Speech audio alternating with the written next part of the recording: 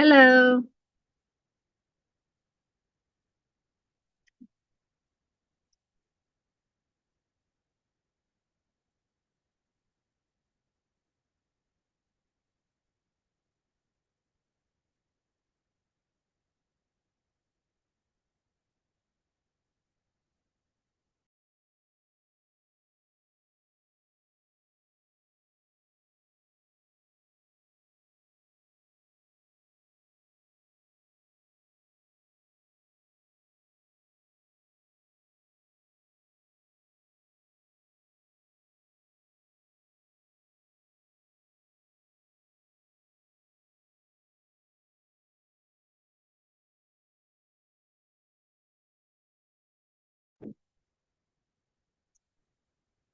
Just testing if you can hear me. I can't hear anything.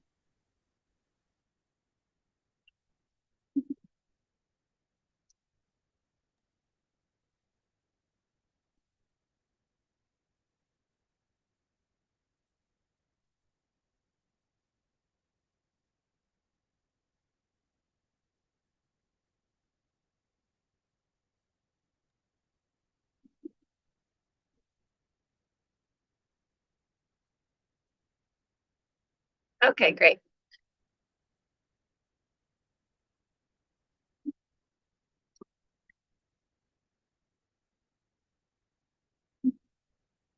Right.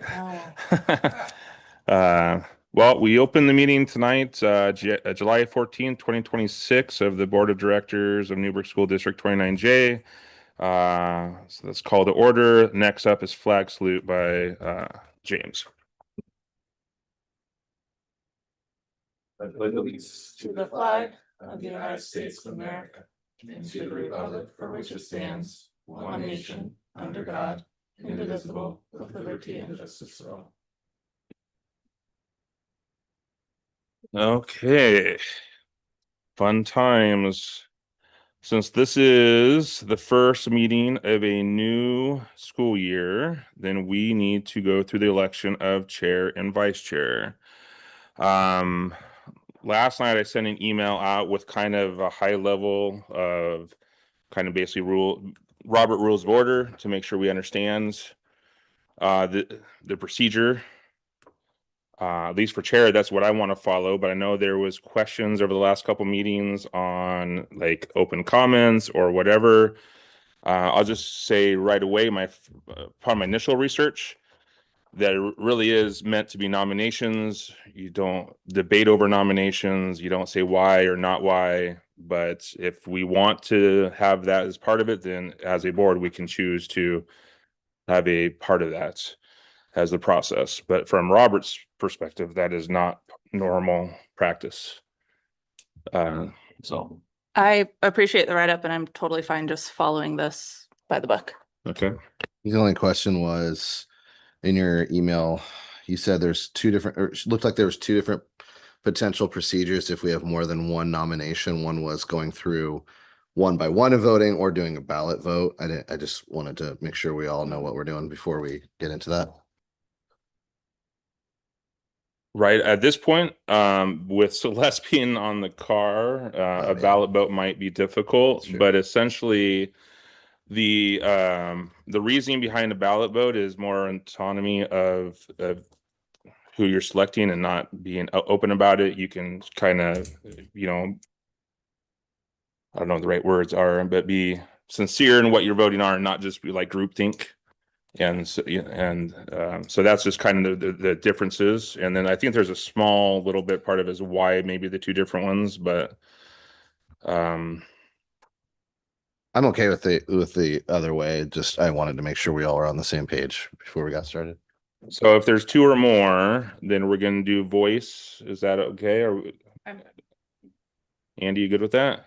Okay. Yep. Okay. And then we'll go down the order. First nominee gets the first action of voting, etc. The only thing that struck me odd actually by reading this, if there's actually only one nominee, and then we close it, then they automatically get it. Yeah. Any objections to that?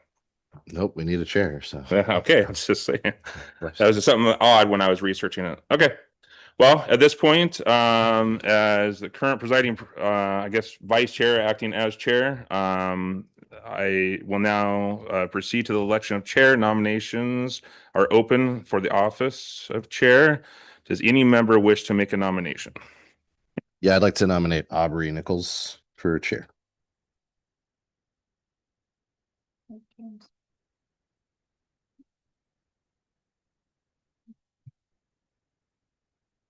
Okay. Any other nominations?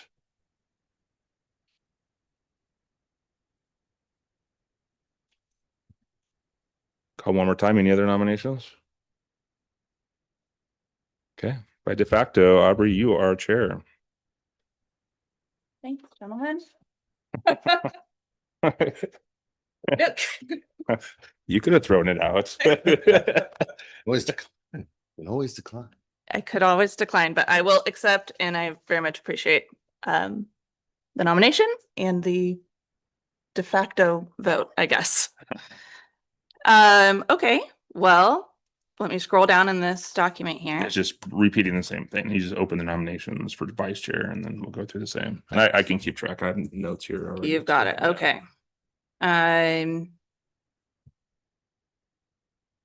Okay, so we are now opening nominations for vice chair. Are there any nominations? I'd like to nominate Andy Byerly. Thank you, Celeste. Are there any additional nominations? I'd like to nominate Saul Allen. So we have a nomination for Andy and a nomination for Saul. Any additional nominations?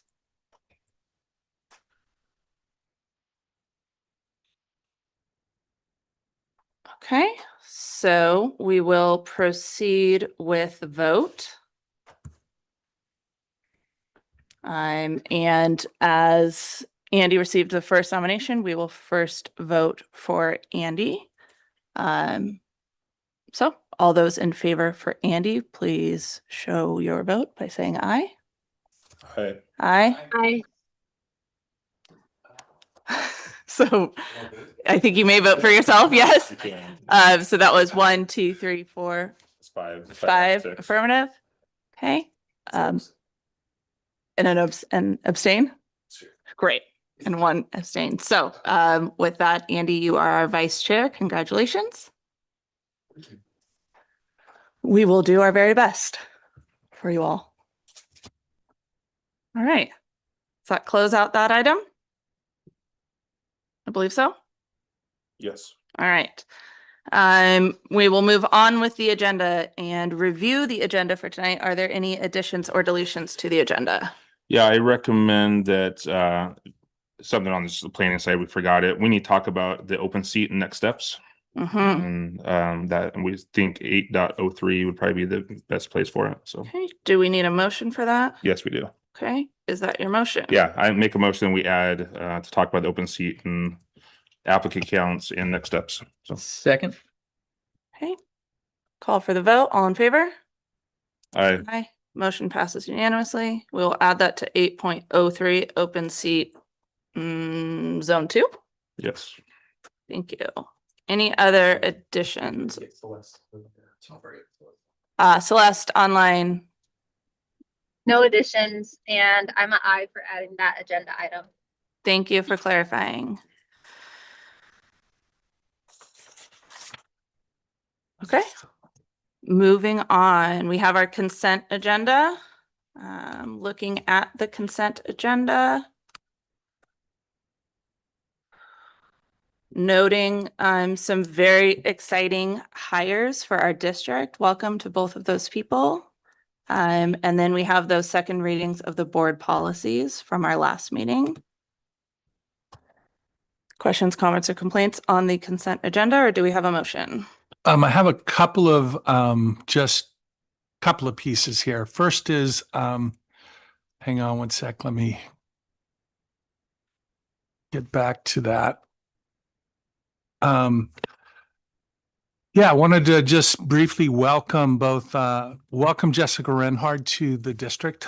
Jessica comes out of Tiger Tualatin. She's got great experience. She's also a Newberg resident and has a deep love of this community and wants to kind of move our school district forward. So again, references were really good and we're really excited to have her on board.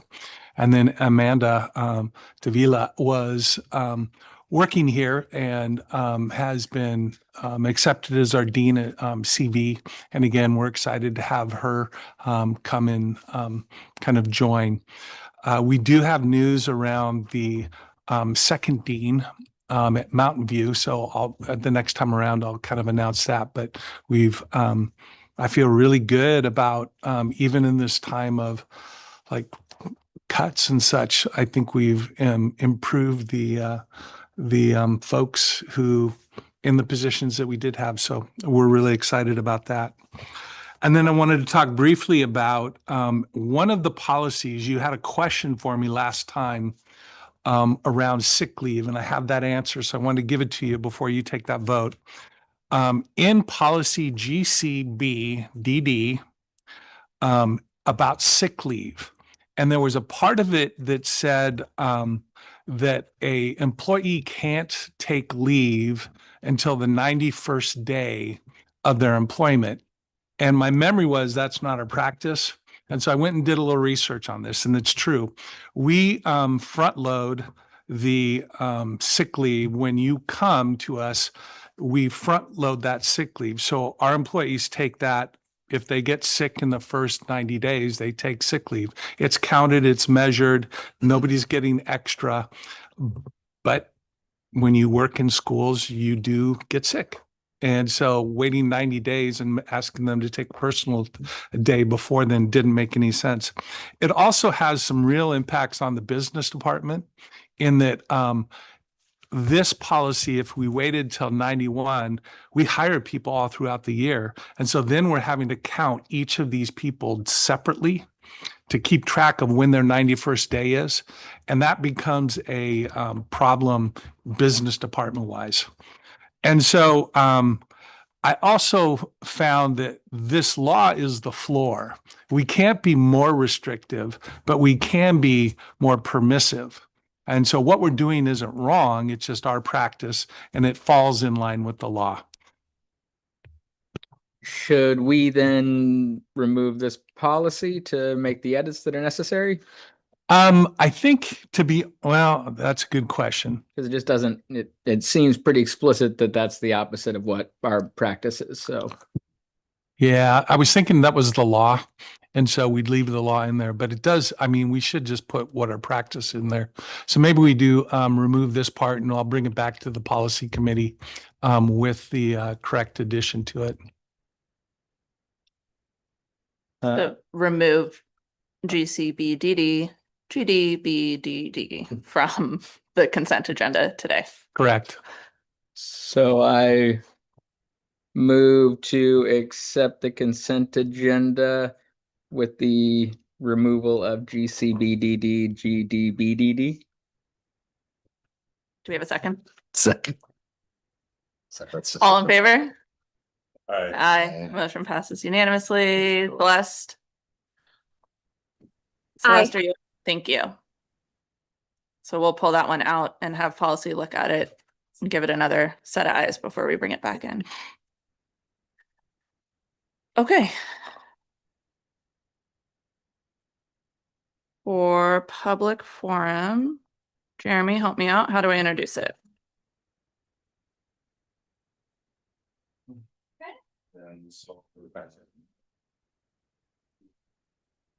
So we are now entering into public forum.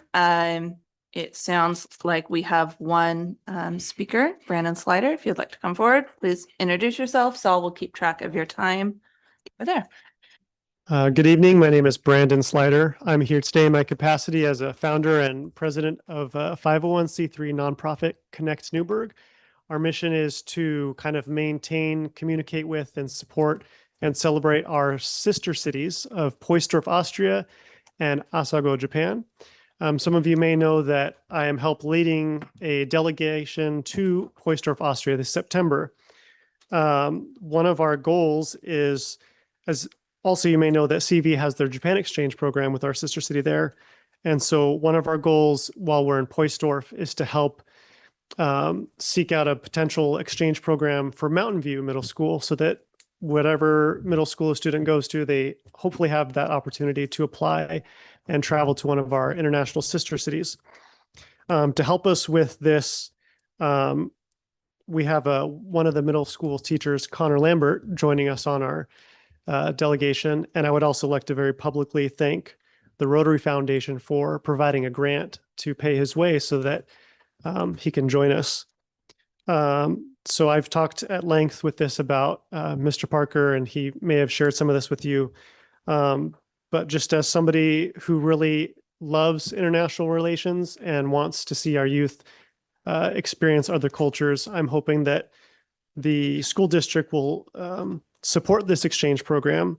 I personally cannot create, maintain, or manage the program because that would be up to the schools, the teachers, and the administration.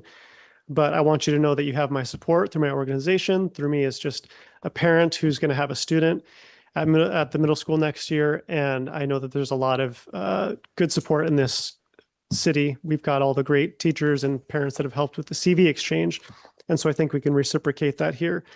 So considering how funding this kind of program could be problematic, my hope is that through my organization, volunteer support, that we can help potentially create some of the programming with guidance from the school, that we can fund the travel for the students so the school district doesn't have to pitch in any money.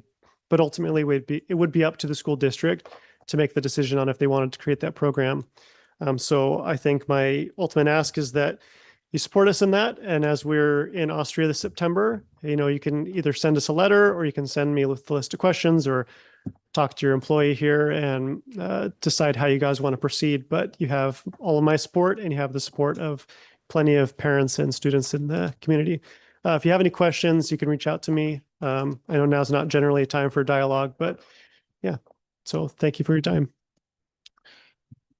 Thanks, Brandon. I do just want to say again, I think what we're looking at right now is that it seems odd to me that in our district, you get opportunities based on which middle school you go to. So I think we're in this place where we're trying to explore and see what it would take. Certainly, the kids at CV fundraise, they have kind of a long history of how they make that work. The idea would be to replicate some of those, but give more opportunities to kids.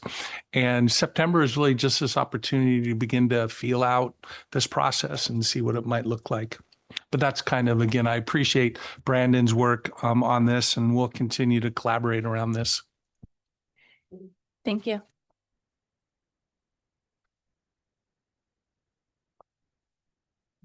All right. Can I ask, I'm sorry, I know we're not supposed to respond to the public comment, and so you can keep me in my lane if I'm doing that. Is there any cost to the district in this initial trip in September? I know Brandon mentioned the Rotary grant. No. Okay. Yep. Great. Yep. It's all being funded through the grant and then through other sources. Cool. Thank you. Moving on into presentations, reports, and discussion items. Our first item that we need to discuss tonight is our board committees and representatives. And I believe we have a handout about that that was given to us. So my understanding is that now this meeting is the time to sort of readjust and appoint new people to different committees or change our committees. Maybe or maybe not. I think I had a conversation with Jeremy earlier this week just about we might want to wait until we bring on the new seat. Yeah. And maybe this is a time to kind of look at, I printed these out so that folks could kind of look and see what committees they're on and then think about, and then maybe in the first August meeting, we actually elect folks.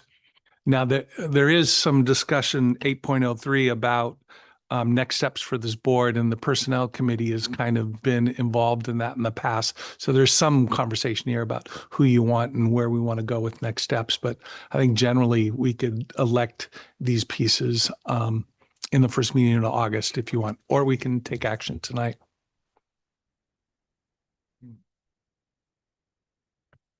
I think that it makes sense to wait for all of the committee appointments until then. But would that still be the first meeting? Would it be we go through the process? I guess we'll talk about that in a second, but we would go through the process of having someone come on, and then at that point they would decide or, you know, be a part of being on a committee in that moment. I'm just curious. I don't know. I mean, I think you can kind of choose how you want that to go. I mean, I'm all for throwing them in the deep end. So we all kind of did. So it's like, you know, if they're I was paying, gonna say, I think my first meeting, there was committee decision. So Fair. seemed to work fine. Yeah.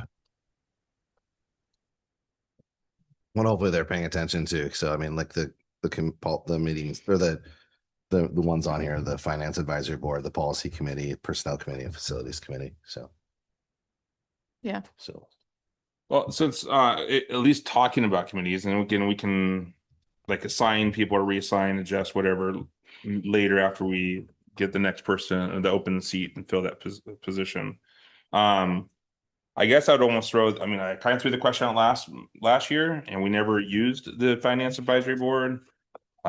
They had a goal if we did the levy that they would be definitely utilized.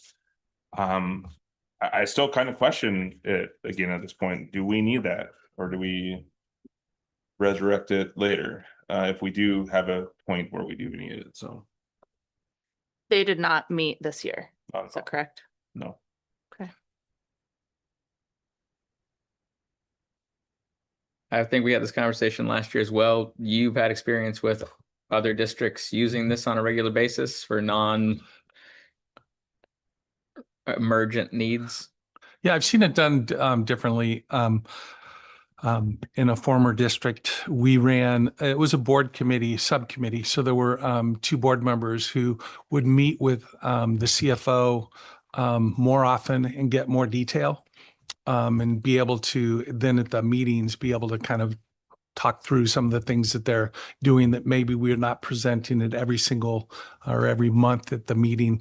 But that's one way that you could go about if you're not, even if you're not going to run the whole community. I mean, we had lots of community members during the troubles, and but there are some different ways in which you could still like go deeper around finances. And again, this is going to be a very challenging year with the legislature coming up in the spring. There's just a lot of things rolling here that you may still want to have some sort of budget board subcommittee who's doing some more in-depth work around kind of next steps. that was gonna be my thought. Is I know there's lots of things being talked about as we go through some of these cuts too, and like potential school closures and things like that will have a very heavy financial component. So it might be prudent to, I'd almost look at it as I'd be more prudent to have it and not need it than to have to try to put one together again. So it'd be nice if we had this already set and we like, oh, let's run this through the finance advisory board and get their take on this too. So I don't know. Yeah, and maybe not the finance advisory board, but a committee, because I feel like there are times where it would be nice to have a board member's perspective on, what Nate is presenting to us. Not that there's any problem with that, just, having those extra questions already kind of gone through. So we have a board perspective on talking about that. So then would your suggestion to have it be just a board member committee and not community members? I think that we could go for a finance committee, and whether that goes in place of, or could, if we needed to have a board again with community members, maybe that's just already set up where that committee kind of takes on that ad hoc position as well. I just without having a clear reason to have that many community members. I'd hate to waste their time with Right. a week by, monthly meeting or whatever it is that doesn't do much for their perspective to be included. If there was a reason, I think we all enjoy having more Yeah. involvement from the community than less, but I think we need a reason. I think I would benefit from just a quick 30-second or less history of this board, the finance advisory board. When was it instituted? What, sort of what cadence was given to the folks? Like how frequently did folks think they would be meeting when they were asked to join? Are there terms like we have for the budget committee? I don't know any of that. I'll give a first stab and Saul can fill in with probably better memory. Essentially, this came about because of the chaos with our old superintendent and the financial person at that point, and just the disarray of everything, right? And so because she had to step out, or she was on leave, and then the ASBO person, thank you, Nate, stepped in. They were working closely at like reviewing and auditing and just making sure that we're procedurally sound. And then Claire was, and other folks were already on the budget committee, and they suggested that we form a committee to keep reviewing it. So it's very, at least when the five of us joined, at that point, there was no such finance committee or advisory committee board, whatever you want to call it. It came about because of the chaos of losing $13+ million in the budget, right? Or the spending. I think the intent was like we meet as needed, no more than, I think we had a kind of a small policy, and I can go find it if we need to. Like just internal, like we were going to try to meet maybe once every quarter, but then there was a stint because we were literally looking at to see if there was any forensic audit needed, because that was going to cost a lot of money. So then that board really took a hard dive into trying to track with the OASBO members, plus also the other CFOs in our district, and also help us, et cetera. And to help dive into all that and see if there's any key signs if we need to. Then our ultimate suggestion back to the board was, no, we don't need a new forensic audit. We feel it's just a lack of controls, lack of knowledge of how to operate a school district, et cetera. So that's the short history that I can say. I think you nailed it. I was just going to try to find the initial we thing have it that Claire somewhere wrote up. Want to pull it up. So, but yeah, it was very specific to our situation to try to make sure that there wasn't anything nefarious or a reason to go deeper outside of what we could do as a internal. And didn't a lot of the things that we now have implemented, like it was also that, but then the advisory board, finance, whatever, it came up with a lot of the stop gaps, or not stop gaps, the safeguards, so that it doesn't happen again, that we currently implement, came out of that as well. Oh yeah, I think so. I think Paul implemented quite a bit, and then I think whatever is still left, Dave and Nathan have implemented. So thank you. That's really helpful. I guess my leaning on this is I would rather meet again, have this group meet again, and sort of doing our future selves a favor. We don't know what we don't know, right? And there's PERS things coming up that Nate has kept us informed of. There are some potentially big decisions coming in the wake of the levy failing. And I think this group, if nothing else, could help us ask good questions as we undertake some of those processes. And if we do meet and this group decides, you know what, we don't actually think we need to meet, then that group can have a say in whether they think they need to meet or not. Does that make sense? And I don't want to meet just to meet, but I do think that it would be helpful because we have this group of folks who are invested in the community. It would be helpful to meet and give them a say in kind of, our at least immediate future. And plus, correct me if I'm wrong, but I think a lot of it too is the community members on here also brought up a lot of experience that we didn't have. Well, yeah, so I was just gonna say like, so Jared Isaacson, if I recall correctly, he's like the CFO for THPRD. Right? One is it Mark, or I think it was Mark, he was Former board member. or of George Fox, right? Oh, and he was a former school board Oh member yeah, he was, for okay. many years. Derek is just an analyst, and he's just great at numbers and graphs and stuff. We have two school district CFOs Yes. and this board. Yes, as In- well. Yeah, I think the reason I was asking, because I think that was the other thing that stood out to me when we put this together was, we all come from different backgrounds, but we have to make these decisions and we wanted the informed. And I think I'm with Andy on this. I think I'd rather have them in place and say that they're not needed, but yeah, we have a lot of hard decisions coming in the next year, and I think there's going to be ones that it may be really nice to have these people on standby to run it through rather than have to try to scramble and put together a team again because we disbanded this. So Okay, so it sounds like we are open to keeping this. Since we will be talking about our zone 2 appointments soon. Currently on this are Jeremy and Celeste. Shall we just revisit that portion of which board members are on this once we have appointed that person? So we'll kind of come back to this. I think it would also. Yeah, and we'll have to go back through and check and see who still wants to serve and if there Right. are other, but what I hear folks saying is let's create it and then I'll work with Nate on again, kind of timing. Like I know when these big decisions are coming this year. So like, how do we utilize this group? And I like the idea of we'll start and then we'll see where folks are at. Yeah. Yep. Okay. And just to bring them back, so then again, I think at the next board meeting, we'll do some work around assigning who's doing what. Great.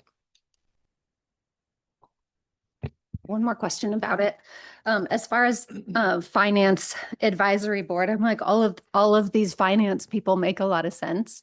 When we were going through the budget process, the whole board was meeting with the finance folks. And so what I'm wondering is, do we need board members as finance advisory board, or do we just invite them to the board meeting like we did this year? The budget, when we were doing budget with everybody, that's the budget committee. So that's actually separate from the finance advisory board. Right. So I think the finance advisory board is this would be happening outside of a board meeting. Whereas the budget committee, we're all present at. Is that what you mean? Yeah, I think I'm saying, are there things that need to happen outside of the board meeting? Yes. Yeah. Okay. got it. Yep. This would actually be separate meetings, like me meeting with the board chair and vice chair to prep an agenda. Personnel meetings often happen outside of Yeah, I think the whole reason why we had 2 and not more is just trying to get away from, well, just also because we had all the community members, we didn't want to overload a lot of everybody's plate. But again, we also want to stay away and make sure that we don't have any cause of potentially being in quorum. Yeah. And, talking about stuff that we shouldn't. And so I think that's why we kept it to only 2 members from the board. I say we could probably go up to 3 if somebody really a third person wants to join or whatever, but I'd be cautious to invite everybody. Yeah. Now, originally these meetings, because we're still in chaos, these were all recorded back in the day. So those are actually some good meetings and talking about how budgets are created and all this other stuff. But I know we talked about committees going forward, and we don't necessarily need to always have them video recorded anymore, right? So no, we would just need to produce minutes. yeah. So All right. Is there any more discussion on these committees, or shall we'll make sure that is part of the agenda for our August meeting. Okay, next up we have our first reading of policy IKF. This is the graduation requirements policy that but mostly Mark Brown and crew have been working on for a long time. Dave, would you like to introduce it? Absolutely. I'm going to have Mark come up Come to on the up. Mark. table. This is coming a little bit out of order because when we met with the policy committee and started going through it, there were still parts of it. I don't think that one's working, Mark. You might have to borrow. Or grab the one off the podium. I'm gonna stand here. Oh, there you go. But we had some work still to do on assembling parts of it. And Mark's going to talk a little bit about, but basically there were some legal pieces that OSBA wanted. And then there's us trying to outline specifically the different diplomas that we're already giving. And those aren't really changing as much, but we did make some changes with the honors diploma. So I put a paper copy in front of you. This is a little different than the last time the policy committee has seen it. So there may be questions there, but just wanted to just be transparent. This came out of a little bit of order for us. But Mark, why don't you talk a little bit about kind of the additions that we're making to it?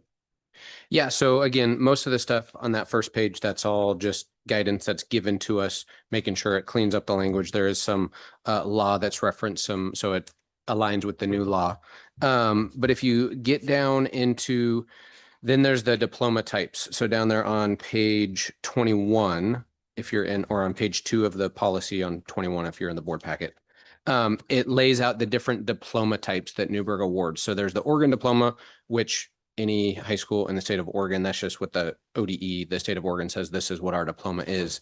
And we have to meet those requirements, but then we can add additional requirements if the district decides to, which is what we have historically done. So there's the Oregon diploma, and then you'll see there's the Newberg Dundee standard diploma. So that's what, when every student comes into the high school, they're put on track for the standard diploma unless they choose otherwise. And so the changes there are strictly, again, updated guidance requirements from ODE with the additional credits for personal finance, and then changing, or we've already made the other changes. After the standard diploma, then next is listed the Newberg Dundee honors diploma. And this is the big change that we are choosing to make and asking you to approve. So I had a committee at the high school this year. We ran multiple meetings. We got feedback from all of our staff. We had all staff involved in the initial conversations. And then I had representatives from each of the departments sit on a committee with me that met multiple times this year. After we hashed through kind of the initial thoughts of what we wanted, we interviewed several students. That included students, specifically seniors who were on track for the honors diploma, or students who were not, but because of their GPA would have qualified for the honors diploma. Because one thing to keep in mind on the honors diploma, the only requirement from the state of Oregon is the 3.5 GPA. We have no say in that. That's the Oregon requirement. Outside of that, we get to choose what is all wrapped up in our honors diploma. And so the big change that we're looking to make is the current honors diploma is pretty prescriptive in that you have to take specific advanced classes in specific content areas. So for example, we currently have that you have to take 4 credits of language arts, 2 at the advanced level in language arts. You have to take 4 credits of math with 1 of your credits towards the honors diploma beyond algebra 2. In science, you have to do 4 credits and then 1 advanced in science. The big change that we're wanting to make is to make it go less away from more the liberal arts approach of doing a little bit of everything and letting kids have choice in where they take their advanced. We still want to require 6 advanced credits. Advanced classes are anything that is identified in our course catalog as an AP class or a dual enrollment college credit class. There's some others that are not necessarily AP or dual enrollment, but they're considered advanced, and those are all laid out in the course catalog. But what we are proposing is that it's still 28 credits, still the 3.5 GPA, but the 6 advanced credits can come from the student gets to choose those. What we did want to maintain is that it also puts an emphasis on college ready and aligns with the Oregon university systems, which is somewhat in place, not technically in place anymore, but most of the colleges, public universities and private universities in Oregon still require the 2 years of a world language. And some require, but they all strongly recommend, like even if you go to their admissions pages, 4 years of math. You can get in with 3 years of math, but they all say if you're planning to go 4 year, you should take that 4 years. So for our honors diploma, we're recommending keeping the 4 years of math. But otherwise, all of the number of credits in each of the main different areas like language arts, math, they would align with just the standard diploma. And then where it becomes the honors is kids are choosing to take the 6 advanced credits wherever they want. So that's the big change. Questions on that before I explain the rest? What constitutes an advanced credits? Is it just AP? So AP, we offer several dual credit where students are enrolled and they're co-enrolled at Newberg High School, but they're also enrolled through an actual university getting college credit as long as they get the grade that the college says they have to get, as well as some other advanced level courses that are not that. An example of that might be our AP Chem. I don't think, no, it is. Tammy, help me out. What are some that are not AP or dual credit that are advanced level courses? Just an example. Can you think of any?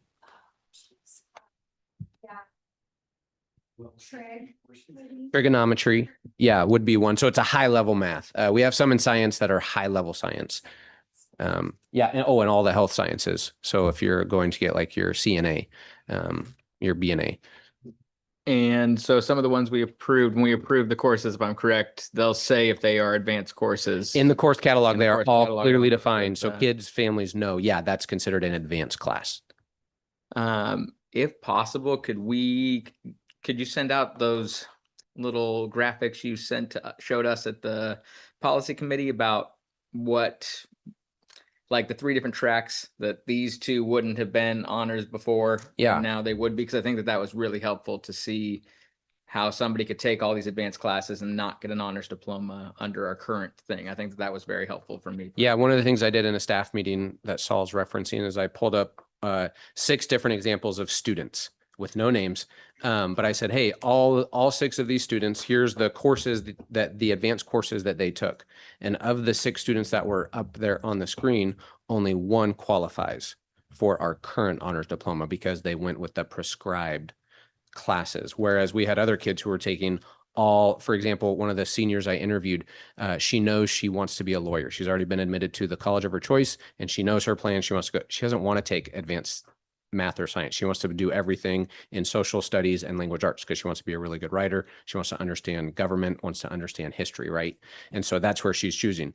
You look at her transcript, to me, she's a 4.0 student. She's taken multiple advanced classes, more than just the 6, but she doesn't qualify for our current honors diploma because where she chose to take her advanced classes and take her rigor.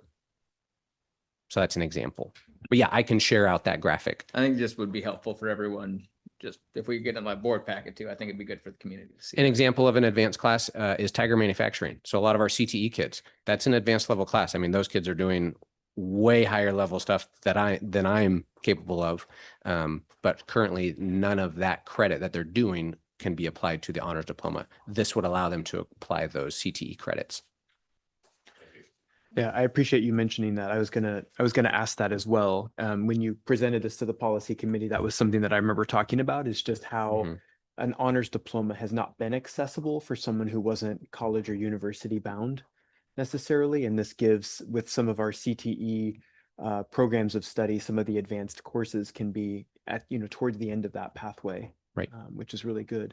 And I just want to be really clear and ask the question, does the change to the honors diploma make it so that anyone who's currently on track to get an honors diploma, would that mean that they wouldn't be eligible for it now, or they'd have to work harder, or change something about their Nope, courses? because if they were currently on track for it, and so they've taken the prescriptive ones, all of those count towards the 6, and the number 6 advanced classes is still the same. So the only change would be, it might give them a little bit of extra freedom this last senior year where they could change if we have seats available, and that because we've already forecasted. So this year will get complicated, but no one who is currently on track will lose the opportunity. They'll all still qualify. Thank you. And just to be clear, if we are able to past this next meeting, that will be in time for this next school year. Yes, it'll, yes.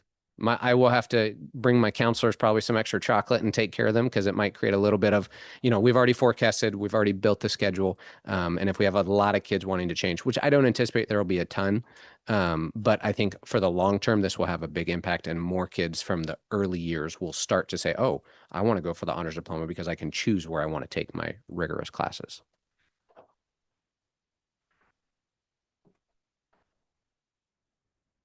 Awesome. Thank you. Dave, there was also some clarification in here on the certificate of attendance. Do we have anything we need to discuss about that? No, I think what's written in there now, I think is correct. Dana went through that and most of it was based still on law. It was like they were bracketed, but they weren't actually choices. So it was a little bit interesting. I wasn't quite sure why they were bracketed. Like they were law. Yeah. Awesome. Well, thank you. And Mark, thank you very much. This sounds, I think this is a good response to our student and family desires. So I'm excited to see how many honors diplomas we have at graduation next year. It'll be very fun. I have a quick question. I mean, not for, I think you're good, Mark, but more for the current policy committee. Yeah. If we have questions between this and next meeting, do we also include Mark on that email? Yeah, I would send it to me and I would send it to, well, just include all of us actually, policy committee, Mark and us and me, so that I Okay. can make sure that we track down the answer. Gotcha. Thank you.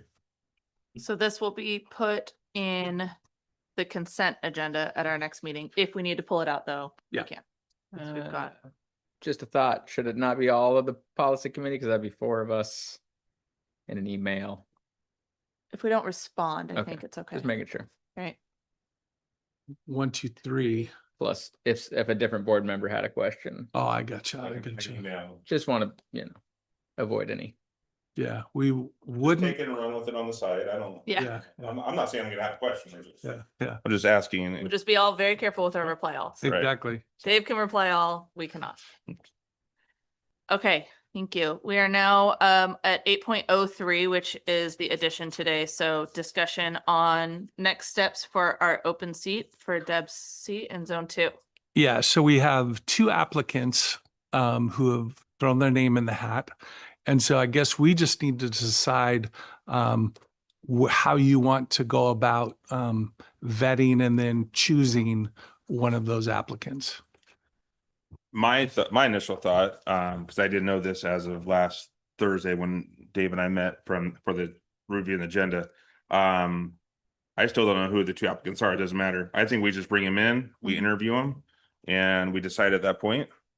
The question that I have though is are they going to be available on the 11th, which is our next meeting? If Right. not, then that might throw a big caveat in to that process. So I mean, once you kind of give me tell me where to go, I will go make that happen. Is it possible to have resumes or something like yeah, just in the board packet so we Yeah. can Yeah, kind of know what and we'll something about? black out the. Their address. Yeah. Thank you. In terms of vetting, I know I think actually, Aubrey, when we had your process maybe, but Yes. there was one applicant who did not actually live in the zone. I think they thought they did. So I don't think that's something we need to do, but maybe the only vetting Yeah. could be done. that was an update I asked Jackie to make, was how long have they lived in the district and then how long have they lived in the zone? Great.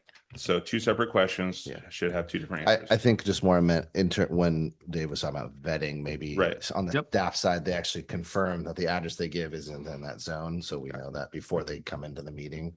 Because I think in that process, that person thought they were in the zone and it wasn't until we brought it up or something. Yeah. So Yeah, they hadn't lived there long enough. Yeah. I think it was in mine. There was a break.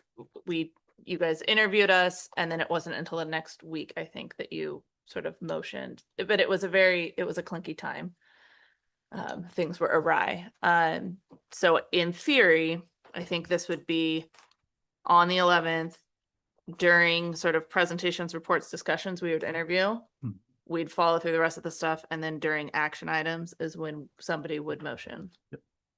Is that correct? I would say you just make it its own category and you do it right there. I think it would be maybe after review agenda, and be its own category. Do the interviews, Something. discussion, vote on board member, Okay. and then The questions that we asked. Yes. Yeah. The questions that we asked last time, do you recall them? Do you feel like we need to update them or look at them? Didn't Or we just update those? For the board. Yeah, in the policy, do we have a policy that had those questions? And I know we updated the So student one. I thought. oh, yes, okay. I'll pull them.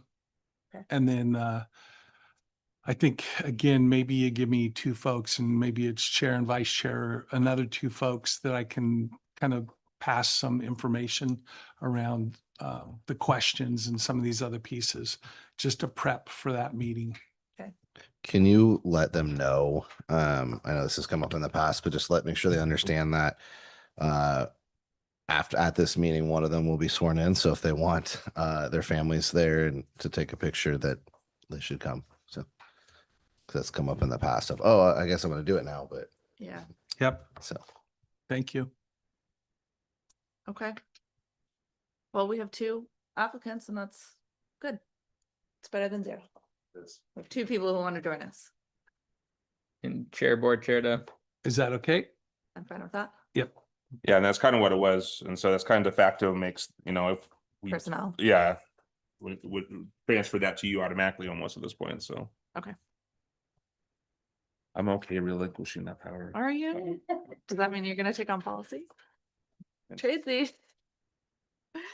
Alrighty. Any other questions, comments about that open seat? So that will be August 11th. We'll meet hopefully our new member. Right, Dave, though, can you let us know like a confirmation email that both candidates are available that day? Because if not, then we're gonna have to come up with an alternative Plan. So. Yep. Because we only have one meeting in August. Oh, we have two. We have 11th and 25th. Yep. So. I did a little different. It felt like it was too long last year. All right, moving on to action items. We have 5 items from Nate. Yeehaw, Nate, take it away. We have exception to competitive bidding. Right, so this is part 2 of the curriculum adoption process, or a separate part of it, really. So the Oregon Department of Education identifies what resources are available, and then the district, either through committee or through the Department of Teaching and Learning, determine which resources are a better fit for our district. And so Teaching and Learning has already identified those areas or those textbooks, I guess, or the curriculum. That's the word I was looking for. But there's also a second piece that we have to do because of the dollar amount of these purchases. The ORSs and OARs identify purchasing thresholds that we have to go through certain processes based on the dollar amount. And then under board policy, DJCAR, we have exceptions to those rules, and curriculum adoption is one of those things. And so as a local contract review board, we're just seeking your approval to utilize the exception for copyrighted materials because of the curriculum identification by ODE and the purchase through Northwest Textbook Depository, which is where the state identifies that we get these materials. So this is just dotting the I, crossing the T on procurement. I move that the Newberg Dundee Public Schools Board of Directors approve the exception to competitive bidding for the purchase of adopted science curriculum through Discovery Education, Curriculum Associates, and McGraw-Hill as presented. Second. I'm sorry, just one quick question, and I don't mean to jump ahead of you there. Are we only calling out science because that's the only thing that's on our docket for this school year? This is the curriculum that's been approved by through the adoption process. So Right. we haven't had any other that I've seen that have been Well, adopted. because I thought like a couple years ago, we just did like social studies or Right. something like that, right? So Right. I'm just wondering why we're just calling that one and not just blanket all curriculum needed, like could be part of this policy. Or- So there's been a process to identify, so science curriculum is something that we intended to replace Yep. this year. Yeah. So they've identified what those curriculums are, Yep. which was in a previous board meeting. And so this is the next phase of that to purchase that And curriculum. it's the size.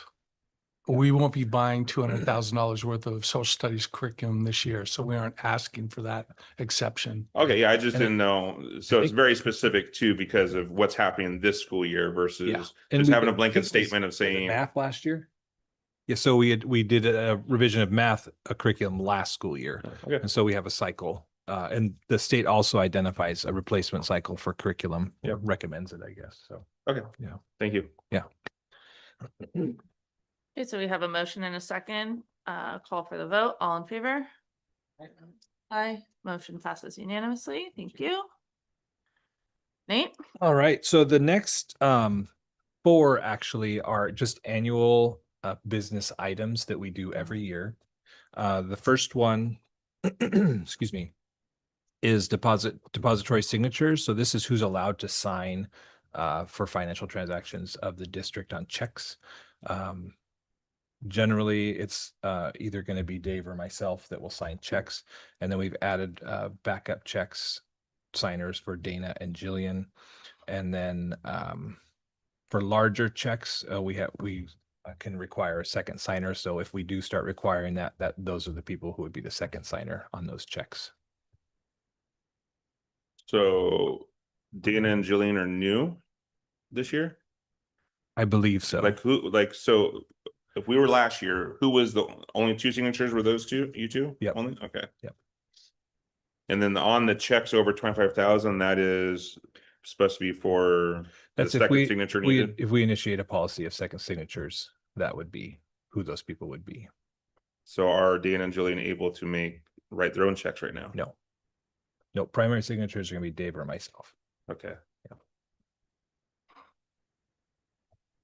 Do we anticipate enacting a second signature policy? No, but not at this time. Okay. But I just added it on there in the case that we discussed that as being a need. It is common practice in many districts. So.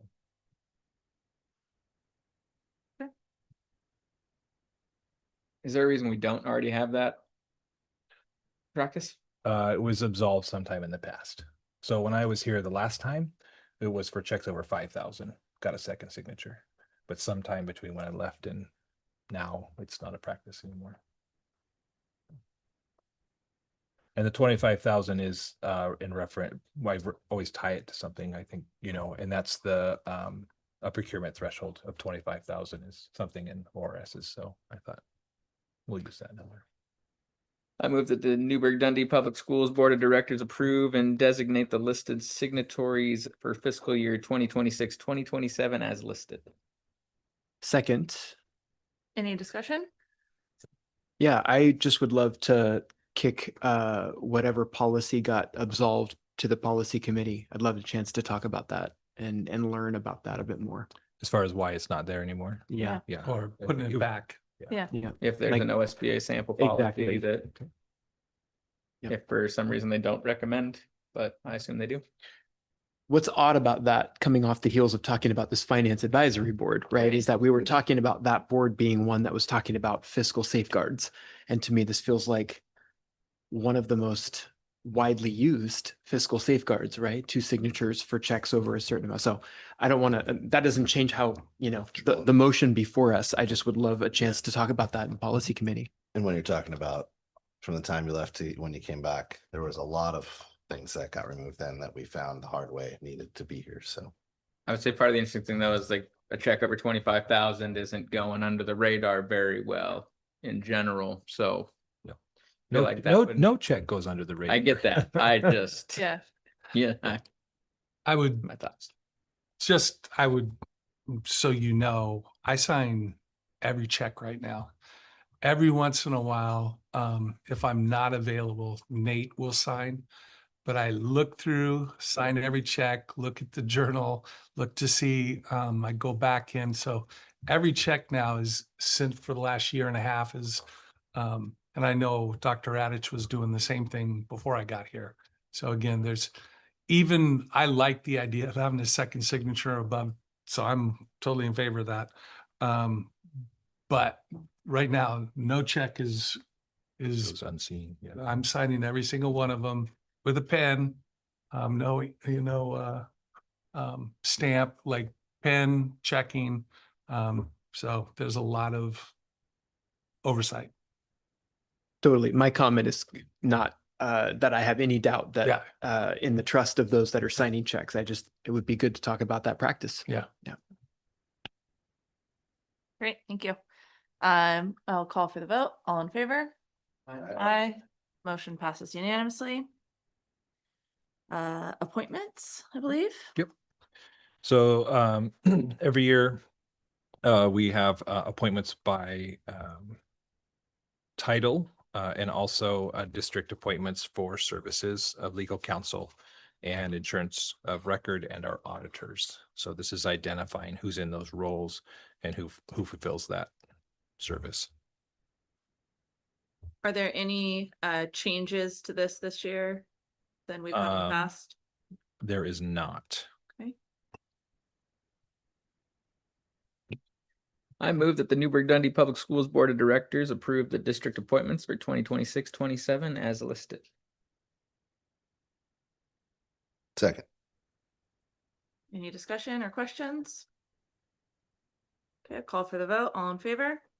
Aye. Aye. Motion passes unanimously. Thank you. And depositories. This is a listing of the financial institutions the district does our financial transactions with. The local government investment pool, or otherwise referenced as LGIP. If you ever hear me say that, that's what that is. That's where most of our cash is invested. Computer Share Corporate Trust deals with our bond. Wells Fargo is our bank of record. Pretty much we do all of our banking through them. And Zion's National Bank is the PERS bond. And no changes from last year. We dropped one off, which I can't remember the name right now, but yeah. And Computer Share was the one has always done our bond. I don't remember that name from last year. It's the 2021 bond. Yeah. The student accounts, is that on here as well? So our ASB accounts will have assigners will come up in the next or the following meeting after that. Once we've identified, we have revisions for Mountain View. But their banks we moved last year into Wells Fargo from Columbia or Umpqua. So we're all under Wells Fargo now. Thank you. Oh, there's the bank. Thank you. That asked the right question. Good job, Saul. I move that the Newberg Dundee Public Schools Board of Directors approve and designate the listed depository institutions for fiscal year 2026-27 as listed. Second. Questions or discussion? Call for the vote. All in favor? Aye. Aye. Motion passes unanimously. The bank that was dropped is Umpqua Bank. Columbia, yeah. Okay, last one, resolution. All right, this resolution identifies that on behalf of grants, private or federal grants, that it authorizes us to use existing funds to pay for those expenses while we wait for reimbursement from those grantors. And this is the resolution, just identifies that we're going to use money to pay for things up front and seek reimbursement on the backside. Identifies areas that it is as well. So, yeah. Are there any federal grants that we are nervous about not receiving funding for? Not at this time. Every day's an adventure. But no. I was just kind of I guess, procedural question for you or the business asking us to approve this. Why is this one a resolution and the others are not? Because last year everything was resolutions. The the previous items are like, they're like regular business items. Okay. This one deals with the exchange of monies. So you're authorizing a use of funds. And I think it's a best practice through GFOA for this to be a Government Finance Officers Association, for that to be, and then the auditors, I think, also look for this resolution in our list. Okay. So I don't want to say because that's the way it's always been done, but it hasn't, not the case. Yeah. Thank you. Thank you for stating that acronym. Oh, GFOA.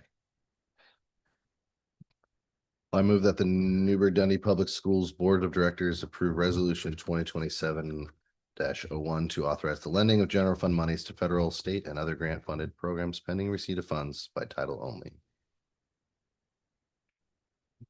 Second. Any discussion? Call for the vote. All in favor? Aye. Motion passes unanimously. Thank you very much. Hey. And it looks like next up on our agenda is board and superintendent comments. I put also in your board packet is the board calendar that we've agreed upon, so we'll get busy. I'll set up a meeting with Andy and Aubrey, and we can kind of start talking about how we want to do business and prepare for the meetings. And then we'll get started on a board retreat after we get our new member in to kind of sit down and talk about some things. I've received some ideas from board members about things they'd love to hear. But if you have other thoughts about what you would want to do in a board retreat, let me know. We have lots of work to do, so but if I know kind of what you're shooting for, that'd be great. Wanted to let the board know, next week I'm going to be out of town on vacation. Tammy will be here at the district if things are going to come up. So just kind of wanted to let you know that, yeah, I'm going to be out for a little while. And with that, I'm going to let us go tonight. Only comment I have is just thanks for all the hard work. And I know that just because it's summer break doesn't mean the work isn't continuing. So just want to shout out to all the staff continuing to work and hope everyone is enjoying the break, and those who are working are finding time to go on vacation. And that's it. Echo what Director Wolfer said. Thank you, Jeremy, for your time in leadership, and I'm excited to welcome in a new pair, and yeah, hopefully we are having a nice new year setting up for us. Yeah, I don't have much on my plate at all, but thanks, Saul. Yeah, I guess it's nice. I don't have to worry about trying to meet on a Thursday, either afternoon or morning or whatever. And I don't know. So good luck. Reach out to me if you have any questions. I'm sure you'll be in good hands with Dave. So thank you.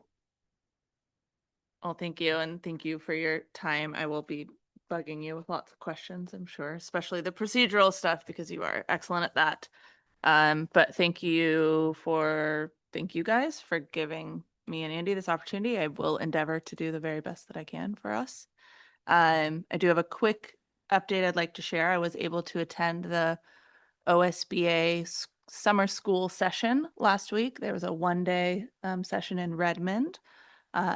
Lots of school board directors, a couple of superintendents, mostly rural and Eastern Oregon was the crowd because we were in Redmond. So it was interesting having conversations with them and just hearing about their districts. And we were given a lot of information about the new accountability measures coming through with Senate Bill 141. It was fun to sort of represent Newberg, and a lot of people said, like, Newberg, you guys are doing great now. So it was good. I received some positivity, and also a lot of districts that were in the same boat as us in terms of finances, and people were very aware that we attempted the levy that didn't go through, and just it was very interesting hearing from other members from the state. So OSBA did a wonderful job, and I was grateful to attend that and experience that.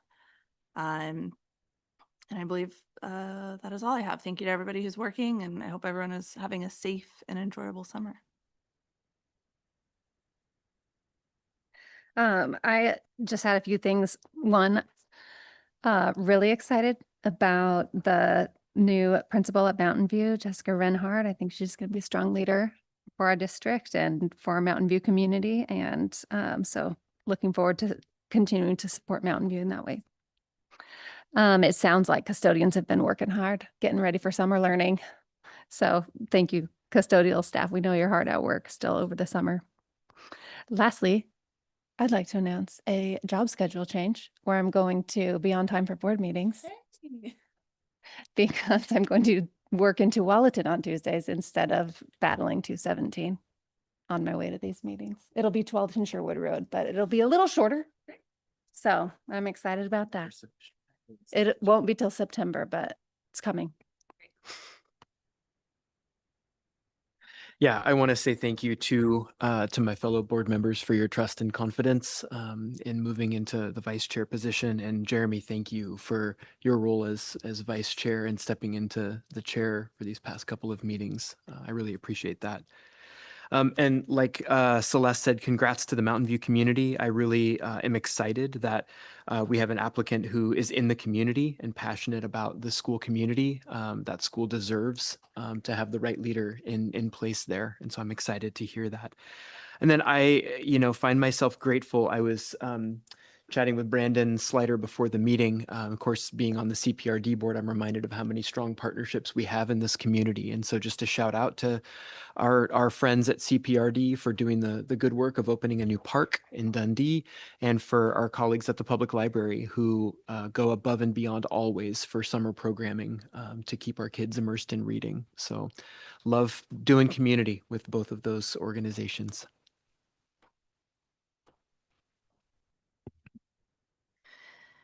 All right. We have said it multiple times, but our next board meeting is on August 11th. We look forward to hopefully interviewing some candidates at that time. And I believe that is it. We are adjourned. Thank you.